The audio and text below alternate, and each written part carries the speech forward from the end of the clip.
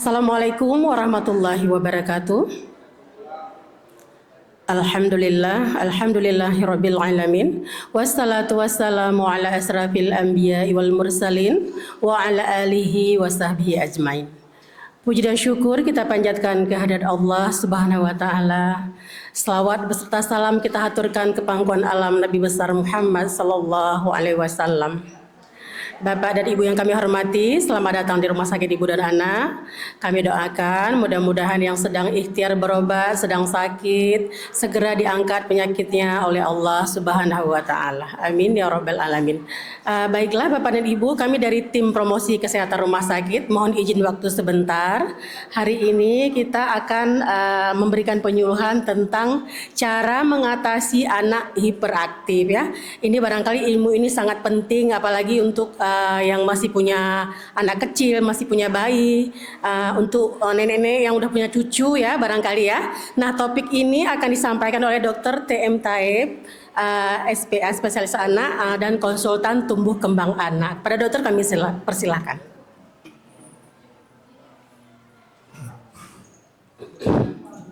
Assalamualaikum warahmatullahi wabarakatuh. Pada pagi hari ini sekitar 30 menit ke depan kita akan membicarakan mengenai cara mengatasi anak yang hiperaktif ya. Ya banyak kasus-kasus yang datang ke rumah sakit anaknya hiperaktif. Bagaimana cara penanggulangannya ya. Jadi di Undang-Undang Kesehatan Nomor 17 Tahun 2023 dan Peraturan Menteri Nomor 28 Tahun 2024, ini anak-anak khususnya yang di bawah 5 tahun kita harus deteksi dini. Ya, deteksi dini supaya kelainan-kelainan itu bisa ditanggulangi pada 1000 hari pertama kehidupan, ya. Jadi di sini deteksi dini apa saja yang bisa dilakukan pada anak-anak di bawah 5 tahun. Pertama, antropometri ya. Ya, anak itu akan di berat badannya ditimbang, panjang badannya diukur, lingkaran kepalanya diukur, kemudian dilihat apakah anak ini normal atau tidak. Kemudian apalagi yang dilakukan itu kuesioner pra-screening perkembangan. Jadi perkembangan anak itu dinilai apakah ada keterlambatan. Apakah anaknya terlambat duduk, anak itu terlambat berjalan dan sebagainya. Bisa kita lihat dari kuesioner pra-screening perkembangan. Kemudian ada lagi ya deteksi perilaku anak. Perilaku anak ini salah satunya misalkan bagaimana kita mendeteksi anak kita itu autis atau tidak. Ya, atau hanya gangguan bicara atau tidak. Ya. Ini salah satunya adalah deteksi dini gangguan ADHD ya, anak yang hiperaktif ya. Ini umur dilakukan ini adalah di atas umur 3 tahun ya. Jadi kalau misalkan di bawah 3 tahun itu nggak ada itu anak yang hiperaktif. Di atas 3 tahun kemudian itu 6 bulan berturut-turut dan selama 6 bulan itu anaknya hiperaktif. Kemudian sama, apakah di sekolah, di rumah, ada di tempat belajar yang lainnya sama. Ini kalau misalkan anaknya hiperaktifnya di sekolah, tapi di rumah tidak, itu bukan hiperaktif. Ya, atau sebaliknya, di rumah dia hiperaktif, di sekolah tidak hiperaktif, itu bukan anaknya hiperaktif. Ya, persyaratannya harus di atas 3 tahun. Kalau umurnya 2 tahun, waduh, dokter anak saya hiperaktif, 2 tahun tidak. Ya, di atas 3 tahun kita lakukan, baru kita diagnosa anak itu hiperaktif. Ya, jadi angka kejadiannya ini sekitar 5-7% anak usia sekolah. Ya, kalau ada 100 orang berarti 5-7 anak itu menderita ADHD. Ya, lebih sering ditemukan pada anak laki-laki dibandingkan perempuan. Sekitar 60% anak dengan GPPH atau ADHD masih menunjukkan gejala hingga dewasa, sering berhubungan dengan masalah akademik, sosial, dan perilaku. Jadi anak-anak dengan ADHD yang hiperaktif itu akan berpengaruh kepada pendidikan anaknya di sekolah. Ya, jadi ADHD singkatan Attention Deficit Hyperactive Disorder. Ini bahasa Inggrisnya. Atau gangguan pemusatan perhatian dan hiperaktivitas atau GPPH. Ini bahasa Indonesianya ya. ADHD itu bahasa Inggrisnya, GPPH itu adalah bahasa Indonesia, yaitu gangguan pemusatan perhatian dan hiperaktivitas. Ya. GPPH adalah gangguan perkembangan sistem saraf yang ditandai dengan kurangnya perhatian, inattention, nggak peduli ya. Atau hiperaktivitas impulsif. ADHD umumnya muncul pada masa anak-anak dan dapat berlanjut hingga remaja atau dewasa. Jadi kalau udah remaja dan dewasa itu agak sulit nanti. Ya. Ya, jadi nanti klasifikasinya pembagian ada inatensi, hiperaktif, kombinasi ya. Yang sering ini kombinasi ya. Apa saja? Tipe anak yang tidak bisa memusatkan perhatian inatensi. Jadi tidak fokus kalau apa ya, datang ke rumah sakit tidak fokus. Sangat mudah terganggu perhatiannya tetapi tidak hiperaktif atau impulsif. Tipe ini kebanyakan pada anak perempuan ya. Kalau anak yang hiperaktif ini dia ya. Menunjukkan anak hiperaktif atau gabungan di antara yang kedua. Dan yang banyak ini anaknya termasuk ini ya.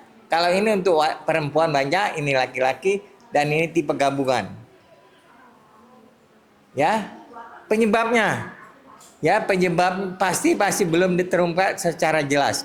Merupakan suatu kelainan yang bersifat multifaktor. Jadi multifaktor. Jadi bukan satu faktor saja. Faktor yang ya, antaranya lain genetik ya, bawaan, ada riwayat keluarga yang menderita ADHD, perkembangan otak saat kehamilan perinatal, tingkat kecerdasan IQ-nya yang rendah, terjadi di metabolisme hormonal, asupan gizi, pola pengasuhan anak. Ini yang sering dijumpai ya. Kita kadang-kadang ada pola pengasuhan itu, ada pola pengasuhan otoriter, demokratis, ada permisif. Nah ini sering kita permisif. Ini yang disebabkan misalkan orang tuanya, ayahnya ngasih, ibunya nggak ngasih, ya. Atau ayahnya nggak ngasih, ibunya nggak ngasih, neneknya kasih diberikan. Itu nggak bisa. Ya, jadi senjata dia. Jadi anak-anak akan jadi apa? Nggak peduli, hiperaktif, kadang-kadang berguling-guling itu. Jadi kalau bapaknya nggak ngasih, seharusnya ibunya juga nggak ngasih. Ya, kadang-kadang bapaknya ngasih, ya ibunya nggak. Atau bapaknya nggak kasih, ibunya nggak kasih, neneknya diberikannya. Jadi ini akan menyebabkan anaknya bisa hiperaktif. Jadi faktor risikonya ya ini prenatal ya, sebelum lahir, waktu hamil, ada perkembangan otak, anemi maternal, penggunaan alkohol, kokain dan merokok. Ini merokok juga nih. Ya pasif ya. Mungkinnya ibu nggak merokok, tapi waktu ibu hamil apalagi trimester pertama itu akan mempengaruhi janin dalam kandungan ya. Infeksi, kemudian waktu lahir, kelahiran prematur, letak sungsang, ya meningitis, pendarahan di otak. Dan ini postnatal ya, cedera kepala dan lain sebagainya. Ya, jadi sebenarnya bisa kita deteksi anak-anak ada ADHD atau enggak ya. Bila ada keluhan orang tua umurnya di atas 3 tahun. Jadi di atas 3 tahun bisa kita deteksi. Kalau di bawah 3 tahun sekali lagi tidak. Ada 10 pertanyaan terjadi di mana saja ya. Jadi ADHD-nya terjadi di rumah, di sekolah, di tempat yang lain ya. Jangan kayak tadi saya katakan, anaknya di sekolah nggak apa-apa tapi di rumah hiperaktif, itu bukan ADHD ya. Harusnya semuanya jadi hiperaktif. Di mana saya kapan saja nilainya 0, tidak pernah, kadang-kadang, sering, selalu. Jadi mudah saja ya, ini dinilai aja ya. Ada 10 ya, tidak kenal lelah atau aktivitas yang berlebihan. Kalau 0 tidak ditemukan pada anak, 1 keadaan kadang-kadang ditemukan pada anak, keadaan sering ditemukan pada anak, keadaan selalu ada pada anak. Dinilai, mudah menjadi gembira, mengganggu anak lain, kita nilai semuanya, dijumlahkan. Ya, dijumlahkan. Kalau misalkan di atas 13, kemungkinan ada ADHD. Itu segera dibawa ke puskesmas atau ke rumah sakit. Untuk kalau misalkan diberi pengobatan, kalau misalkan berat sebagainya ya. Jadi dinilai aja dari 10 pertanyaan itu, kalau misalkan di atas 13 kita curiga kepada anak itu ADHD. Ya, tanda-tanda gejala anak sulit konsentrasi atau internalnya. Sering lalai memberi perhatian sesama pada detail, mempunyai kesukaran mempertahankan perhatian pada tidak tampak mendengarkan kalau berbicara secara langsung, sering tidak melaksanakan perintah dan lalai, sering mempunyai kesukaran melakukan tugas dan aktivitas, sering kehilangan barang, ya tiap sekolah itu pulpennya, bukunya hilang, ya, pensilnya hilang dan sebagainya, ya, sering pelupa, ya. Kemudian hiperaktif, sering memainkan tangan atau kaki atau menggeliat, sering meninggalkan tempat duduk di ruang kelas dan tempat lainnya, sering berlari ke sana kemari atau merambat naik secara berlebihan, sulit untuk bermain atau terlibat dalam aktivitas yang diam, sering bergerak atau bertingkah seolah-olah digerakkan oleh mesin, sering berbicara secara berlebihan, yang mudah terangsang ini, ya. Ya, semua permintaan harus dipenuhi, ya. Ya, dampak ADHD, ya, dampaknya ini mengganggu kemampuan untuk berprestasi di sekolah, ya. Ya, sering dia pukuli teman-temannya atau nggak mau belajar dan sebagainya. Mengganggu kemampuan untuk berkembang dan mempertahankan kehubungan sosial dengan lingkungan, ya. Karena sering mukul teman-temannya, dia pergaulannya kurang. Risiko anak dikeluarkan dari sekolah atau menghadapi problem disiplin. Kemudian kalau udah dewasa akan penggunaan nafzah, ya, bahan-bahan yang berbahaya, ya. Cara mengatasinya, ya, ini cara mengatasi ada ADHD. Dukungan di rumah, buat jadwal harian teratur, belajar, bermain, tidur. Jadi kita harus buat aturan yang harus jam belajar, jam bermain, jam tidur kita harus betul-betul strict, ya. Instruksi singkat dan jelas, satu perintah sekali waktu. Jadi instruksi harus begini, tapi jangan sering-sering, ya, sekali perintah saja. Hindari teguran berlebihan, lebih baik berikan pujian saat anak.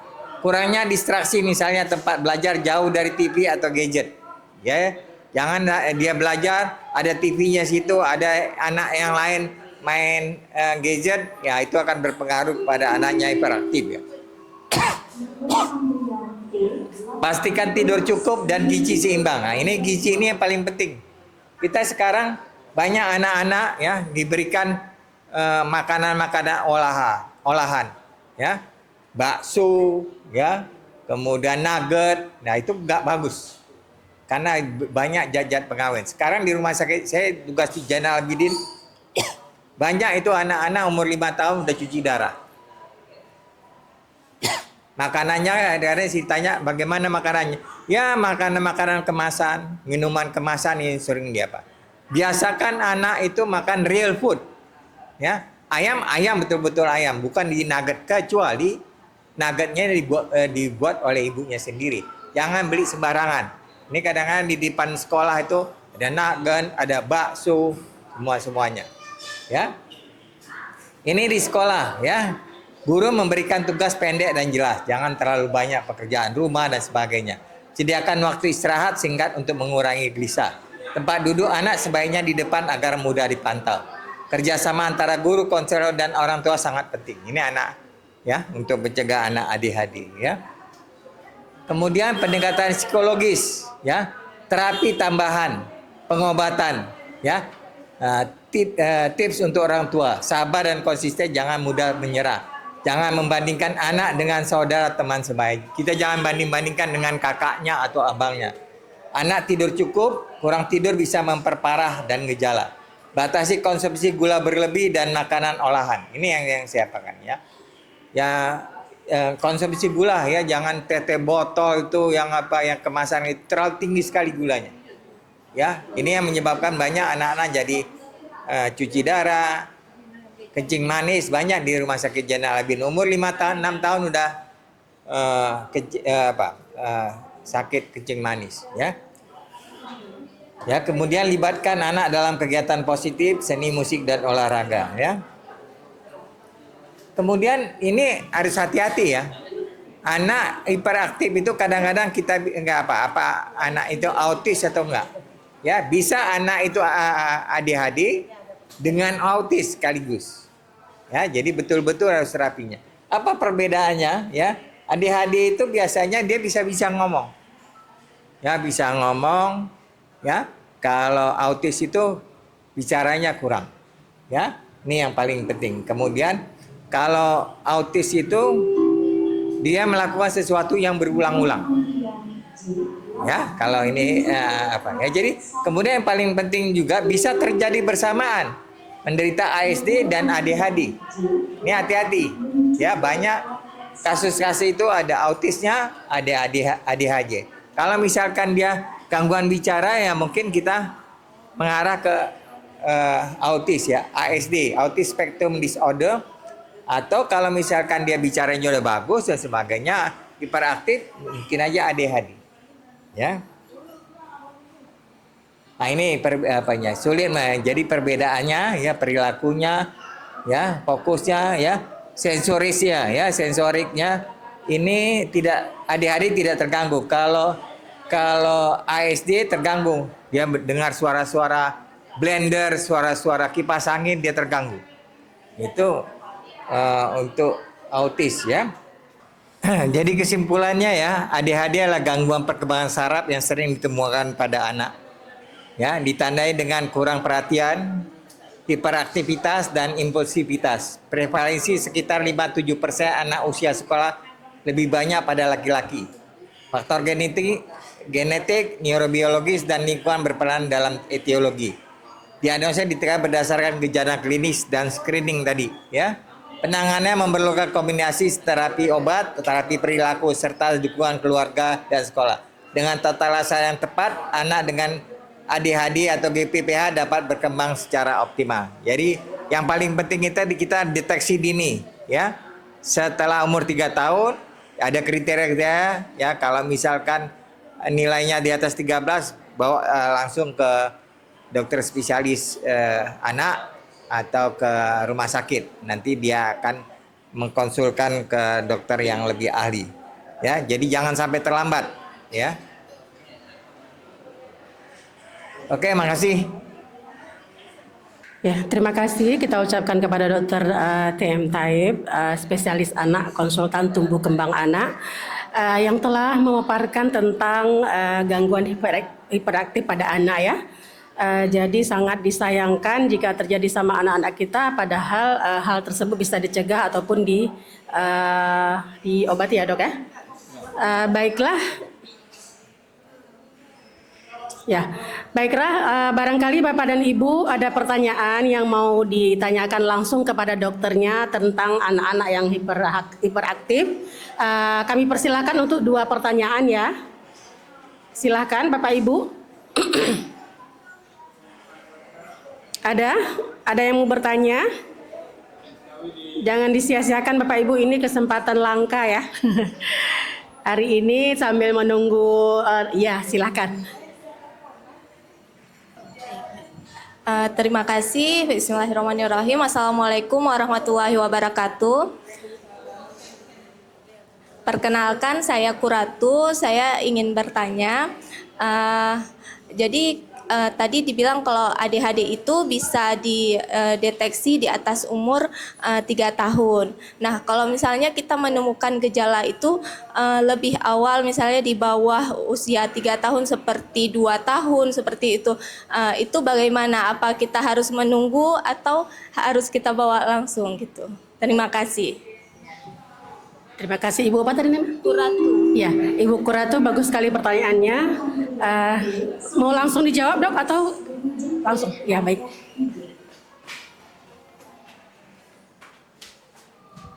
Oke, makasih ya. Pertanyaannya cukup bagus ya. Jadi screening yang oleh Departemen Kesehatan memang di 3 tahun. Kalau di bawah 3 tahun ini ya anak itu kan bertumbuh dan berkembang. Ya, ini secara fisiologis ya bisa saja terjadi itu. Ya, yang paling penting ya apakah anak itu hiperaktifnya di setiap tempat, di rumah, di TK atau di PAUD dan sebagainya. Kalau misalkan, dokter anak saya ini di rumah aja dia hiperaktif, tapi di PAUD itu enggak, tenang-tenang aja. Ini bukan ADHD.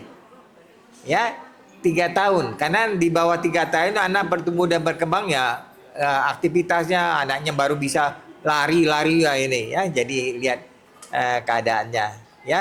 Kemudian pola asuh ya, ini sering juga berpengaruh ya, pola asuh. Ya, kita banyak pola asuh permisif. Artinya apa? Segala permintaan anak kita penuhi. Ya. Kemudian permisif ini kadang-kadang ibunya larang, bapaknya kasih. Atau ibunya larang, bapaknya larang, neneknya kasih. Nah, ini menyebabkan anaknya hiperaktif. Anak itu jadi senjata dia. Kalau ibu nggak kasih, kita dekati bapak. Bapak nggak kasih, beguling-guling. Nah, ya, jadi dia patokannya ADHD itu di atas 3 tahun dan semuanya di sekolah, di PAUD dan sebagainya dia hiperaktif. Tapi kalau misalkan hanya di sekolah saja atau di rumah saja itu bukan ADHD. Ya. Dinilainya ada penilaiannya gampang, ada 10 pertanyaan dinilai aja. Oh, kalau misalkan di atas 13 itu curiga kita ke ADHD, nanti ada pemeriksaan klinis lagi yang dilakukan oleh dokter spesialis. Ya, di Jainal Abidin itu ada poliklinik tumbuh kembang anak. Di sini saya di sini juga tiap hari Senin sama Jumat. Ya, oke, makasih Bu. Ya, mungkin mudah-mudahan bisa menjawab pertanyaan tadi. Maaf dok, mungkin tadi penekannya apakah bila ditemukan lebih dini harus menunggu 3 tahun dulu baru kita bawa ke dokter atau langsung kita bawa? Nah, gitu. Ya, bisa aja dibawa ke dokter, nanti dokter akan menilai lagi apakah betul-betul nggak, ya, apakah hiperaktif ya. Biasanya kita patokan di atas 3 tahun. Ya, kalau misalkan ibu kita curiga, bisa saja mungkin pola asuhnya, mungkin makanannya dan sebagainya, kan nanti akan kita tanyakan lebih baik. Di bawah terus. Ya. Jadi gitu Bu ya, kalau memang cepat ditemukan, mungkin kita udah curiga ke arah sana, lebih bagus dibawa terus ke dokternya. Nanti dokter akan menilai dengan kuesioner-kuesioner yang tadi ya. Jadi akan lebih akurat diagnosanya ya. Nah, barangkali ada lagi yang mau bertanya? Sudah pas? Sudah? Baik, karena tidak ada yang bertanya lagi, kita cukupkan acara kita pada hari ini. Mudah-mudahan apa yang disampaikan dokter tadi ada manfaatnya untuk kita semua. Lebih dan kurang kami mohon maaf. Wabillahi taufik wal hidayah. Wassalamualaikum warahmatullahi wabarakatuh.